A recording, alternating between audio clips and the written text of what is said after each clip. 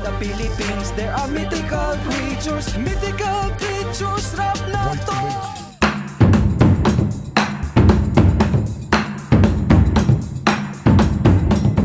Mabuhay o sa Kapampángan, luwid kayo! Welcome to another video. It's me, your friendly Pinoy historian. And if you are new to my channel, my name is Kirby Araullo. I'm a historian, an educator, and a cultural advocate. And in this channel, I make videos about our history, about our culture, and about our people. So if you like any of those things, don't forget to like, share this video, comment down below, and subscribe. So for today's video, we'll be doing a reaction, or I'll be doing a reaction to Mikey Bustos' Filipino Mythical Creatures Rap. So without further ado, let's hit play. You want to know more about Filipino mythology, huh? Yes, but why do you have a British accent? No more questions. No more questions. Third eye. It will explain everything. In the Pacific, in the vicinity of old Lemuria, exists creatures beyond your wildest imagination. Watch where you're stepping, because I am a Dwende. I also go by elf, dwarf, goblin, bread. Hey, you probably have heard of us in stories from your nana of how we put our curse on you if you don't give us ally. We come in many colors, black, white, red, and green. But unless you have a third eye, then we are never seen. We are magical and powerful, mischievous and lovable, and say, dabi po, while passing by our mom. Well, that was fun. Initial thought muna. Nakaka-LSS yung kanta. It's very LSS. For those for not Filipinos out there, LSS is last song syndrome. So it's what we say in the Philippines when a song that you hear is stuck in your head for the whole day or for the whole year or whatever. But great job. Nakaka-LSS yung kanta. In the Philippines, there are mythical creatures. And I guess I like the chorus of it, the chorus part, or I guess the part where he talks about the Tikbalang. I'm gonna play it again. Tikbalang, I'm a Tikbalang, not your dancer, half stallion. Falls, I'm a terrorizing force. Please watch your back, cause I'm hung like a horse. The name of these mythical creatures, Filipino. Philippines, there are mythical creatures. Creatures rap na to. So yeah, nakaka-LSS yung kanta. Okay. Let's himayin natin itong kanta or rap ni Mikey Bustos. Ayan, ito yung una, yung Dwende. So in the song it says, "Watch where you're stepping because I'm a Dwende." That's like what he said here, it's a thing that Filipinos know growing up in the Philippines. It's something that you have to be careful of when you're walking around, especially in the rural areas at night.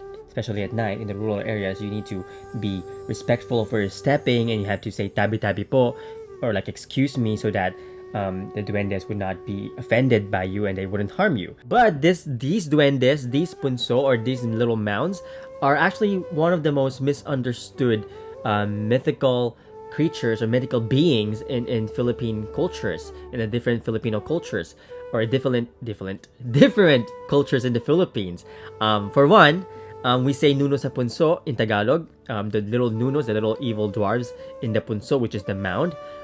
This is something that the Spaniards actually flipped and turned into something evil when back then it wasn't, especially in Kapampangan culture. So I'm going to be speaking on these things as a Kapampangan culture bearer. So from a perspective of a Kapampangan culture bearer, that's what I'll be speaking, because that's what I grew up in, the culture that I grew up in, Tagalog and Kapampangan. But for today, unahin natin yung punso. Let's start with the mound, their homes that you should be avoiding at night in modern-day Filipino folklore. But pre-colonially, the punso, or in Kapampangan, what we actually call pungso, were not these evil dwellings of evil spirits or dwarves, but there were actually these sacred tombs, the little tomb mound, sacred tombs of our ancestral spirits. So when we actually say pasintabi po kareng Nuno in Kapampangan, what we're actually saying is that we're respectfully asking for permission to pass, or for permission to walk by, or to say excuse me. It's also a way to ask them for pardon for any possible offenses that you might have done while passing by the little mounds, the little sacred pungso.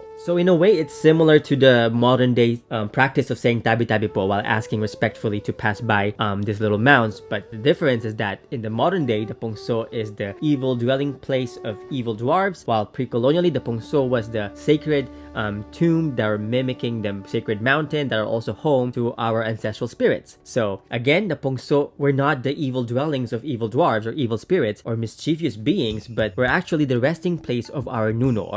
The Nuno is our ancestral spirits. So back then, our ancestors really believed in the power of our ancestral spirits. And actually, the word Puno, the word Nuno, the word Ninuno, they all have the same root word, which is the Kapampángan word Nu. So what is Nu? So in Kapampángan mythology, in Kapampángan spiritual universe, the word Nu represents these this, how do I explain it? It's this this universal force, this universal soul that, you know, permeates everything, every living being. It sustains all life. It's something that's everywhere around you. It's something in you, but it's also something that you don't see, but then again, it's something that you feel. How do I explain this? So the word Nu represents this universal force, which, well, basically, if we think of modern day pop culture, it's like the Force in Star Wars. So the word Nu is representative of that same idea of this universal force all around you that sustains life, that permeates every living being, and that, you know, it's everywhere around you and it's in you. Yeah, it's basically like the Force in Star Wars, only not fictional, but more spiritual and more intimate, more sacred, especially for, you know, our indigenous Kapampangan culture back then before colonialism. And even today, there are a lot of pockets in Kapampangan communities that are still, you know, preserving this traditions, preserving these ancient beliefs that, you know, still follow these ancient beliefs. So we didn't really lose it. We just don't see it in the mainstream anymore, but it's still there. So yeah, again, the word Nu is this universal force. Nuno, again, is our ancestral spirit. So what the Kapampangans believed was that once our ancestors, our parents, grandparents, great-great-grandparents, once all our ancestors, once they passed, they're actually, you know, they reunite with the universal Nu. So how do I explain that?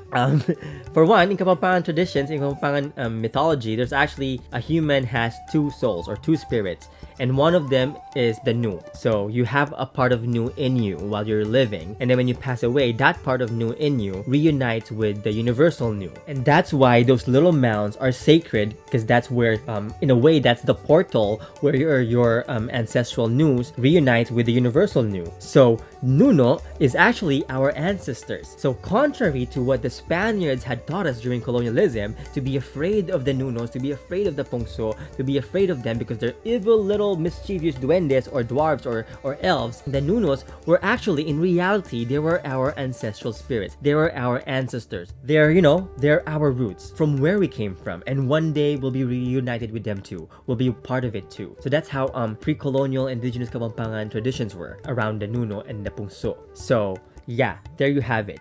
One thing that the Spaniards flipped over and turned into something evil, when back then these were things that were sacred for our people. In this song, he mentioned that, you know, wanting to avoid being cursed by the duendes was if you give them alay, which is offerings. And actually, that's what we do back pre-colonial. Our culture is to really give offerings to our ancestors. Actually, it survived to this day. For example, in present day, in modern day Ilocano culture, they still have this practice of atang. Sorry if I mispronounce it, but this culture or this tradition of food offerings to the spirits, to their ancestral spirits, and to ward off diseases, to ward off evil spirits. So they still have this tradition. And even in Kapampangan culture, we have this word daon. And daon, if you've seen my previous video about it many years ago, daon is the Kapampangan word for the Day of the Dead. But the literal translation of daon is actually to offer, to make an offer to the spirits, to our ancestral spirits. Yeah, daon is offering, atang is offering, and these are all modern day or not modern day, but these are traditions that have survived from centuries of colonialism that we still have today. So now let's go back to the Kapre. The Kapre, let's see what he said in the song. That is where you'll find me. They call me Kapre, the Bigfoot of the Philippines. Smoking cigars all day, getting drunk. You can find my junk at the bottom of my trunk.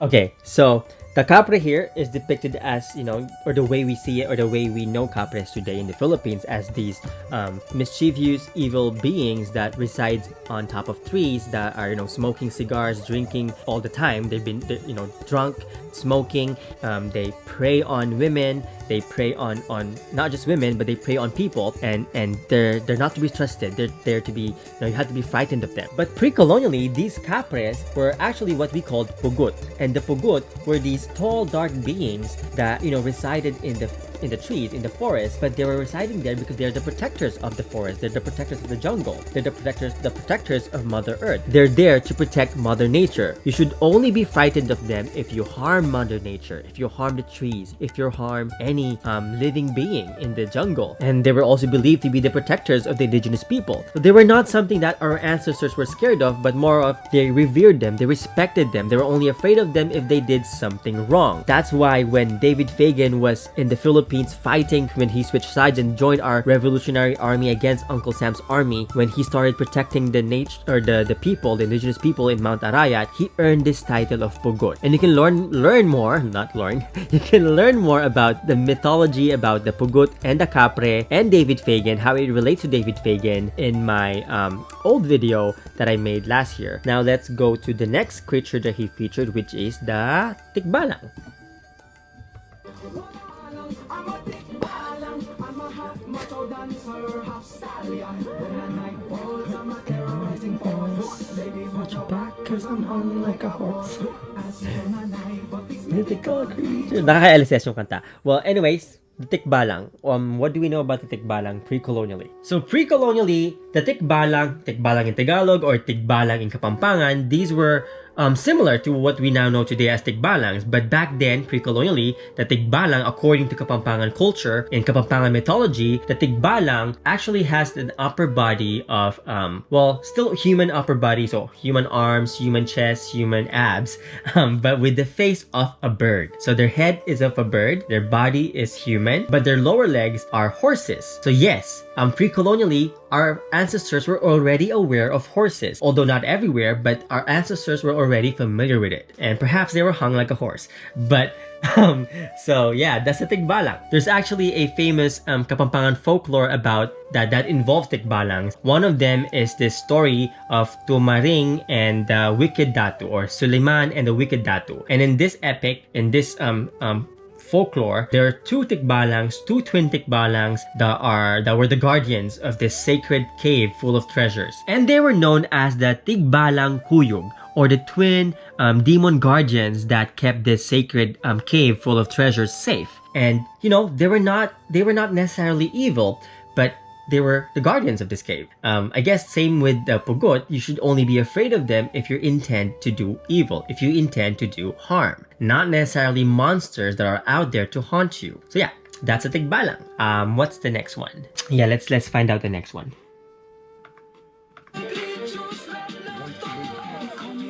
Okay, White Lady. I am right and I was hit by a car and nobody ever stopped for me. And so in the night, while you're on the letter drive, you see me, please stop, or you'll see these red eyes. Okay, so the White Lady. White ladies in the Philippines, this mythical, scary horror haunting you. White ladies in the Philippines. Oftentimes, more often than not, the stories behind these ghosts that haunts you always often involve sexual assault. So a lot of them were victims of sexual assault. A lot of them were victims of rape. A lot of them were victims of murder, of domestic violence. So yeah, White Lady. So let's look at the next one, which is the Serena. I like how he sings this part.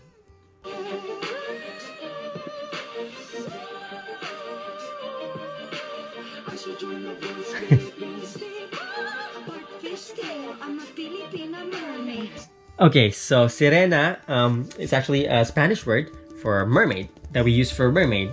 In here, the way we see Serena today is similar to how mermaids were seen in Europe as these half fish, half human creatures that are not to be trusted, that could sing really well but not to be trusted. And in the Philippines, apart from having this mermaid in modern day Filipino mythical creatures, our modern day myth, we have this Siyokoy, which is usually the male counterpart of a Serena. While the Serena is a beautiful half human, half fish, the Siyokoy is a scary looking fish face, human body male counterpart. But pre-colonially, the Siyokoy actually has roots in pre-colonial Philippines. So in Tagalog, Tagalog, they're the Siyokoy, but in Kapampangan, they're the Suiki. And the Suiki in Kapampangan were mermaid-like beings that are, half human, half fish. But unlike the mischievous Serenas, unlike the mischievous Siyokoys, according to our indigenous beliefs around the Suiki were these water demons. They have this power to actually ward off diseases. They were believed to have this power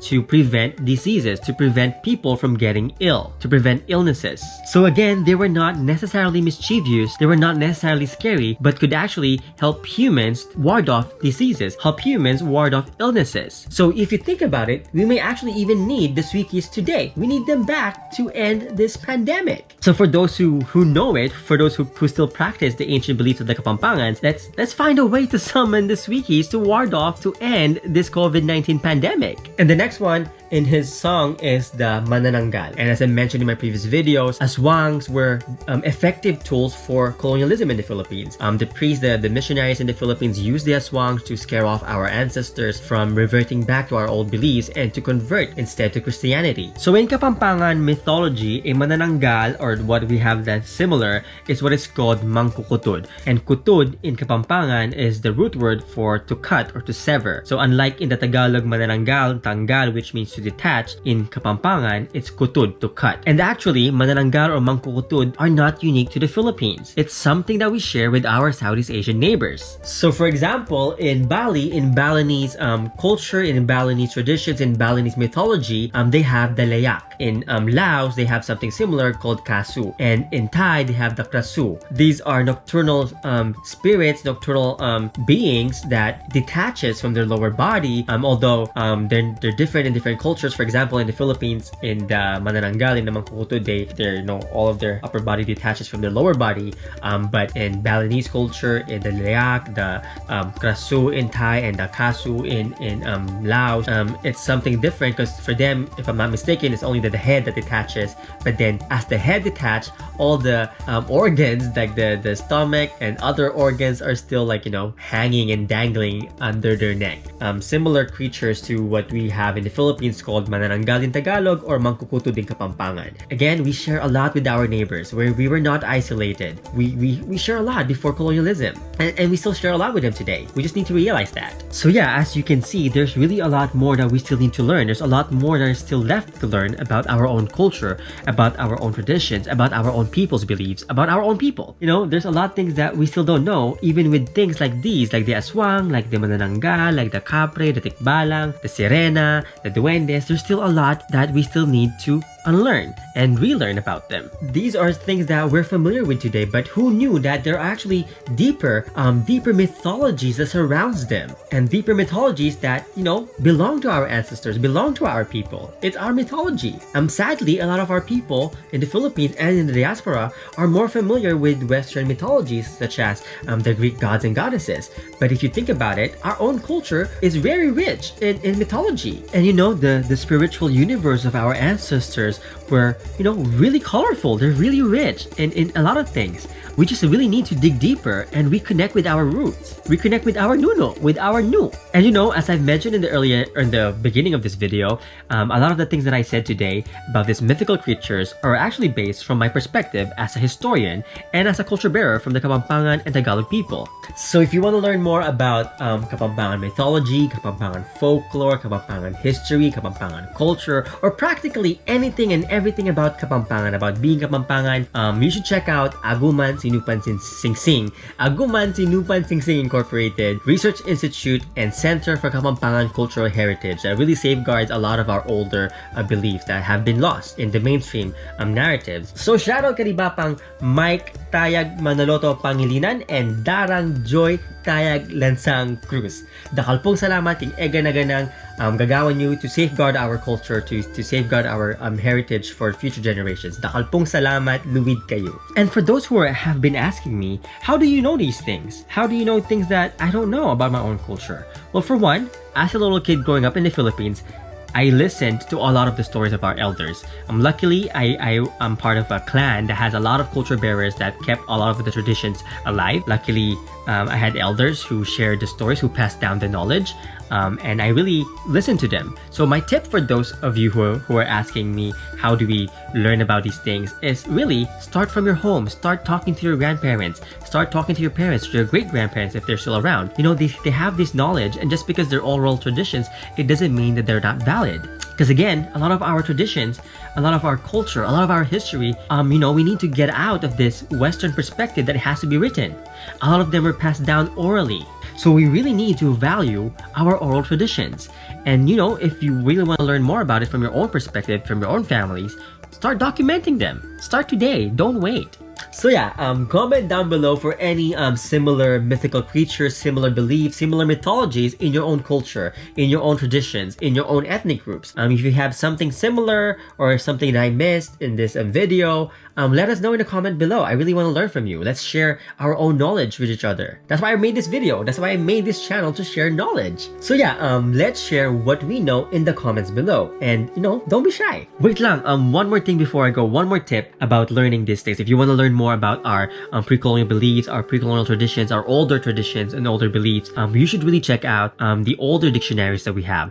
From the 1600s, the 1700s, all these older dictionaries of our languages, not just Tagalog, but like Kapampángan, Ilocano, Bisaya, all these languages. If you find the older dictionaries, they're basically a treasure chest of a lot of terms that gives us a glimpse of our ancestors' beliefs. So a lot of these terms have been documented in these dictionaries. So make sure to look for them if you can find them, and then you can start there. So yeah, I guess that is it for me today. If you like this video and learn a thing or two, don't forget to like, share this video, comment down below, and subscribe. And shoutout nga pala sa aking mga patron na walang sawa sa pagsuporta sa paggawa ko ng mga video gaya nito. Thank you. Maraming salamat po. So if you want to help me make more videos like this, show your support, and please be my patron or get a copy of my book. Dakal pong salamat. Maraming salamat po. Hanggang sa muli, kita-kits o sa Kapampangan, Mikitix.